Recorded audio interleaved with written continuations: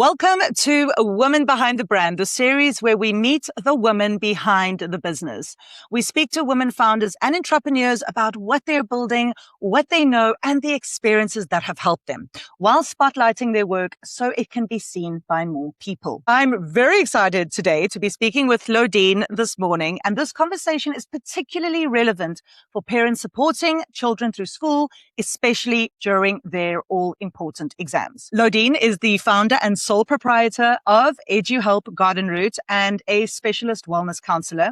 Through her supportive and integrative approach, she helps children, families, teachers, and professionals navigate challenges, develop practical skills, and build healthier, more sustainable approaches to learning, work, and life. Loudine, welcome to Women Behind the Brand. Thank you so much, Lorenza. It's lovely to be here with you today. Yeah, I think this is going to be a great conversation. So I think let's just jump straight in. What are you seeing in children and teenagers today that tell you they need more support, not only with studying, but with coping with the demands of school and life? For quite some time now, I would say at least the last decade, what we have seen, and by we, I mean people who work with children. So not just the field of psychology, which I studied in and which I came from, but as people working with kids, whether educators, parents, or support people, is that increasingly we find that it's almost sort of an epidemic of mental dis-ease amongst young people. There's a massive rise in anxiety. We have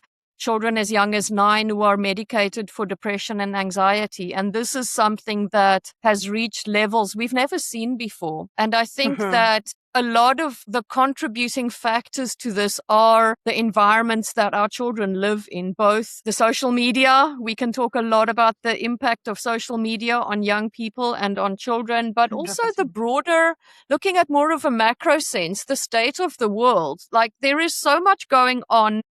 There are wars, there's economic difficulty. There are so many things going on. And I think parents and other adults often think that children are unaffected by this, but they absolutely are not. And I think this goes quite a way to explaining this rise that we have seen in children just not seeming to do as well emotionally and mentally as we would like. Yes, 100%.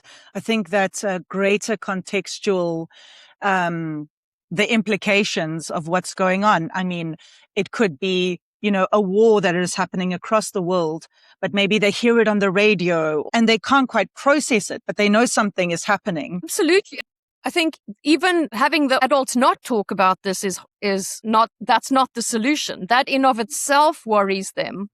It's like, I hear about these things. I know what's going on, and yet I don't hear a word about it ever at home, for example. I think that clear communication and keeping them in the loop without fear-mongering, I think is perhaps wise. Yes. So obviously this bigger context is trickling down into their everyday life. And then specifically with the topic of our conversation to do with their schooling, how they approach exams, around study skills, about how they feel about themselves in stressful environments. What are some of the telltale signs parents can start to look out for? Disconnection is a big one. So yes, our children are spending too much time on smartphones and online and on social media. But whenever parents experience a noticeable change in behavior, I mean, as parents, you know your children better than anybody. Noticing this kind of change in behavior, which isn't anything that we can easily understand. We know that as teenagers reach a certain age, there is a natural pull away from the family and towards friends. This is to be expected. But if we have a child who suddenly is more moody, more irritable, more withdrawn, given to sort of emotional outbursts, whether it's tears or anger, a child who is not sleeping well, a child who you're getting reports back from the school going, they're not focusing in class, or they're sitting alone every break time always, and this is different from before. So whenever we see these kinds of noticeable changes in behavior, I would say that this is worth looking into, and it's worth paying attention to. So a lot of what the belief system that underlies EduHelp and the way that we work is to work in preventative care, not so much in reaction to what has already happened. I mean, very often, yes, it does happen like this. Maybe a child gets a certain diagnosis and the parent then realizes the extent of the problem and follows up with action. I'm not saying don't do that. But a lot of what we do is trying to be preventative in the sense that we get ahead of any problem there might be, but we're also teaching skills and building strength and resilience and grit so that when these natural waves come along in a young person's life, they are better equipped to handle these. Yeah, fantastic. I think, as a parent's role, I often find myself getting quite reactive if there is some comment from a school. So on one side, I'll have a chat with my son and say, what's going on there? What's happening? And on the other side, I just want to tell the school to, go where. And so I think it's a fine balance between really, as you say, being aware, paying attention to any changes, and also being kind of radically honest with yourself about where your child might be needing support as well. So what are some of the practical skills children need to learn to support, themselves in the classroom, and of course also beyond that? So just talking about some of the practical skills. Right. We always start with creating an awareness with the child of themselves as a holistic being. So we have something that's called the wellness wheel, which I'm a wellness counselor. So this is part of our training that we start with. And we do this with the kids to show them that you are a whole person made up of all these different aspects and facets of your life. And none of this exists in isolation from anything else. So yes, I'm going to be showing you study methods, but what I want you to realize first is that let's look at your sleep, let's look at your nutrition, let's look at your social media habits, let's look at your social life, how active you are, etc., to create this image within themselves, of themselves as this whole being, and the understanding that everything impacts everything else that we do. So yes, I can teach you time management, and I will, but part of that time management is realizing that there's a time to switch off your device, there's a time to go to bed, there's a time to wake up. And so, talking about time management, the first thing that we do when we sit down with a learner and we help them to work out a study schedule is, when do you have your meals? Do you have a family meal time? We sit down and we have a family meal at 6:30. So, then we block off, how much time do we need? Half an hour for that? We block that time off first. This is very important because we're showing children the priorities. So firstly, we have that connection time, the family connection time. Secondly, when do your extramurals take place? So we're making space for that. So whether you are in the Boy Scouts or whether you are playing cricket or hockey, we schedule those things in before we even start to look at when are you going to study what. And also showing kids that we look at your whole life in this sense, and we regard this all as important and what the list of priorities actually are. So I think this is an incredibly important skill that we are not taught in school. We were not taught this in school. I certainly was not taught an iota of time management in school. You were just expected to be able to do it. And, very often in our generation, people will say, well, my parents did X and Y and look, we're fine. Like, are we really? So speaking of the practical skills, that would be one of them. Time management, incredibly important life skill because of the world we live in. If you go into business for the rest of your school career, even if you're homeschooled, you have to stick to schedules because this is how we've all agreed that we're running the business world or the world of school or work, which is currently your job. So therefore, time management, incredibly important foundational skill for kids to learn. And then 100%. They do not know. They do not just know how to identify keywords in a piece of text, how to read with understanding, how to then isolate those keywords and apply them in a way where you are effectively making study notes. I often say to my learners that if you are just copying whole sentences out of the textbook, that is the least effective way that you can learn. But they don't know what else to do. Teachers, I want to make a very clear point about this. Teachers do not have the time, the capacity, or the resources to be teaching our children how to learn. So it's not fair or reasonable for us to say they should be learning the stuff in school. Especially the curriculum that we have in public schools in South Africa at the moment leaves no room for anything else. Teachers are rushing to get through the volume of work, and it creates an incredible volume of work, not just for the learners, but also for the teachers.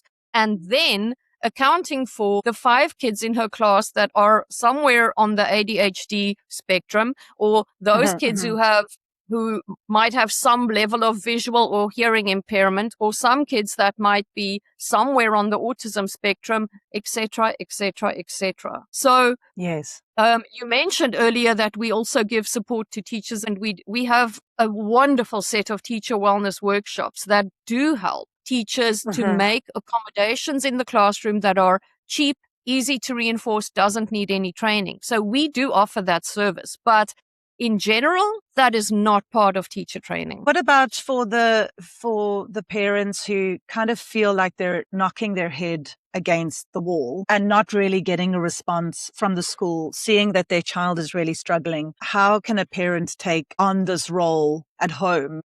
I mean, is there a parents course, or is there some kind of help for parents who want to guide their kids a little better? Yeah, the parents course we need to work on. I've had a few requests for parent workshops, so I think that I'm going to get those running online. So we work with the parents or the primary caregivers as well as with the learner. So in that sense, when we are working with a learner, we do give parents that sort of feedback. But yes.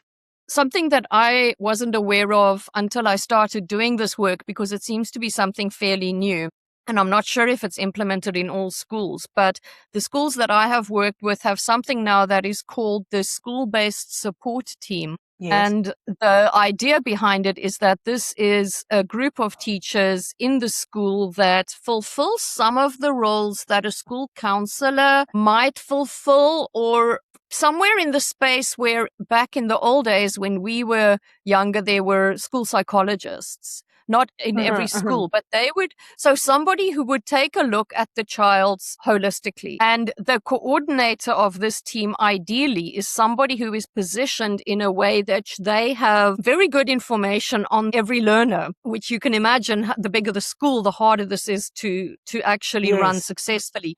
But the idea being that they are aware of the child's family's socioeconomic status. They are aware of the family dynamic. Is this a single parent household that perhaps has fallen into unemployment, or 3 multi-generational family where there's caretaking taking place? So taking that view, so taking the social, the dynamics at home, the dynamics of this child academically as well as socially within the school, where they can have a view of all of these things. And what has worked brilliantly in the past is that I would then get referrals from that school-based team who would say, this particular learner is showing some signs of depression that are new or that have recurred. So are you able to deal with them? Or in which case, just to make it very clear, within the scope of our practice, we would refer somebody, if it's a serious case where perhaps they have shown suicidal ideation, we would refer that on to clinical psychologists, just to make that point clear. So this is one way that, to me, it seems a very good and hopeful step within the education sphere. I think awareness, like you are talking about now, and getting more people on board with this is really the first step. I mean, we can't change the entire schooling system for an entire country overnight, but the more and more, people that are made aware of this, because at the end of the day, what do we want? Children who are well adjusted and balanced and not growing up to be, completely addicted to their cell phones, no sense of time management, bad sleeping habits, and, it's a recipe for disaster in adulthood. It really is. And we know with smartphones, with how prevalent online everything has become, that this, instead of connecting us more, it's decreased our connection within families, Yes. within friend groups, socially. How many times do we go out to a coffee shop where there are a bunch of young people sitting around a table? What are they doing? They're all on their phones. They're sitting around one table, but nobody's making eye contact, talking to each other, or paying attention. Even situational awareness is zero because they're so focused on this little thing they're holding in their hands. And this is something that I think has reached, I almost want to say, epidemic proportions in that sense of disconnection. And this is at the core of what is wrong with our society at the moment that is causing a lot of the problems that we're seeing amongst young people and adults. We have this illusion of connection through this little thing in our hands, but there is no real connection on a face-to-face basis. And we see this also in the loss of what we would have regarded as good manners, of not connecting with people who are there in front of you, or somebody who comes to visit you at your home, not being present with them. And as humans, we cannot survive, we cannot thrive in isolation. We absolutely cannot. So bringing this realization back to our children and encouraging more activities that are analog, that are in person, that facilitate and require connection, I think this is a big secret to improving our global well-being. I'm in complete agreement with you. And I definitely don't want this to be a 40-hour podcast. So I'm not going to go into all the nitty-gritty details about my opinions around smartphones and whatnot. It's safe to say that I have signed an agreement with the school that my child is not going to have any phone until at least 16. Let's see if we can keep that up. So you mentioned that you studied psychology at university. How did you get into the educational side of things? Was that how you started, or did something specifically happen to guide you into this specific realm, as in education and teenagers, youngsters? It's very interesting. With starting EduHelp Garden Route in October 2024, I feel like my life has come full circle. I studied psychology quite extensively. I did my undergraduate through UNISA. I went to teach English abroad in South Korea in 2011. Wow. And continued studying from there. So I did a master's degree that was through the Open University of the UK, and it was called Childhood and Youth, which sounds incredibly vague. It was more sociological than psychological. It was sort of on the cusp of those two things. And then I subsequently went to Germany, where I pursued a Master of Science in Early Childhood Research, which was a particular field of interest for me. Wow. And then again, I was teaching English. I was teaching business English. So I was talking to a lot of parents with kids in school. They never wanted any grammar, just chatting in English. And having lived in these very, very diverse places in the world showed me that everybody everywhere is dissatisfied with education. And so when I then came back to South Africa, it was the end of 2020. It was COVID. We were still having COVID lockdowns and things over here, and it was all a bit mad. And I made the decision at that point to live in the countryside, to be closer to family. And I started working as an academic editor. So I was doing that. So you're not in education, but you're working with a lot of young people who are at school or university level. And then Melissa van Hull, who was the founder of EduHelp in 2009 in Cape Town, she and I have been friends since before that because we studied psychology together undergrad. And it got to a point where I wasn't satisfied with what I was doing. I was working stupid hours at this academic editing job. I loved the work, but I had an incredibly toxic work situation. Yes. To the point where I burnt myself out again for the fourth time. You'd think somebody who works in psychology knows. No, apparently not. And I came full circle and I came back to EduHelp. And because I'd been in close connection with Melissa all these years, I had a very good idea of what she was doing and her building this philosophy, this view of education. And I just felt like everything I had done had brought me back to this point where all my training, all my studying, and all my experience had brought me back to the point where I felt empowered to help young people in this way. So, Loudine, I've got a question for you. I'd like you to imagine that you are speaking directly to a room of 100 women who are building businesses of their own. What is a lesson, especially about putting yourself out there? What would you say to 100 women? I'm going to pass on something that was said to me in conversation recently by a member of the Gwen network, who it ends up I am in 3 different business networks with at this point. I won't mention her by name, but we were speaking recently at another networking event, and she said to me that she doesn't know how it works in bigger places, in big cities, but here where we are in the Garden Route, networking, connection, face-to-face, meeting with people. And this to me, it sounds so simple, but really thinking about it to me felt quite profound. And I have recently started pushing myself to make more video facing the camera videos on Instagram and Facebook and posting these. And at first it's just so cringy, but I realized that those content creators that I like and that I connect with are people who speak to me into the camera and address me 100%. Directly. And it feels like they're addressing me directly. And again, coming back to the connection thing, I've realized that I had to push myself a little bit out of my comfort zone of just posting a flyer.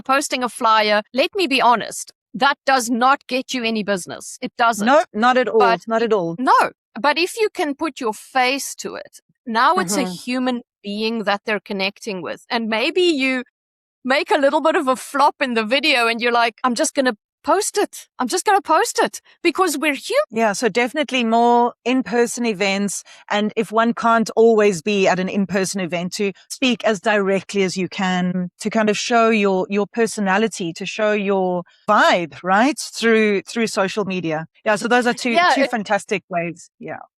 It kind of comes back to people buy from people. And I think this came out of one of your networking things, perhaps with the most recent one that we did together with the lady from Oryx.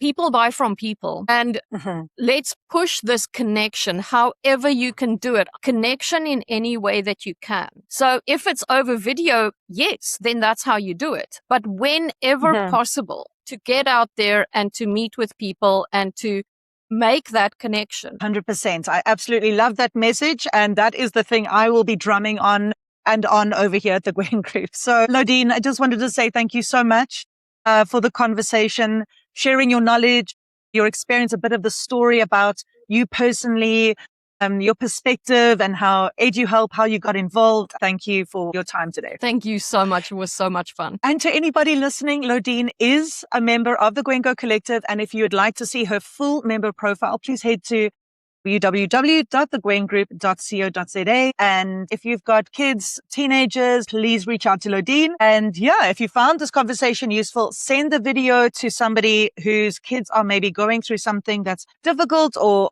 completing their schooling career, and follow along for Women Behind the Brand for weekly conversations with women founders, entrepreneurs, and women in business. Thank you so much, Loudine. Thank you. Bye-bye.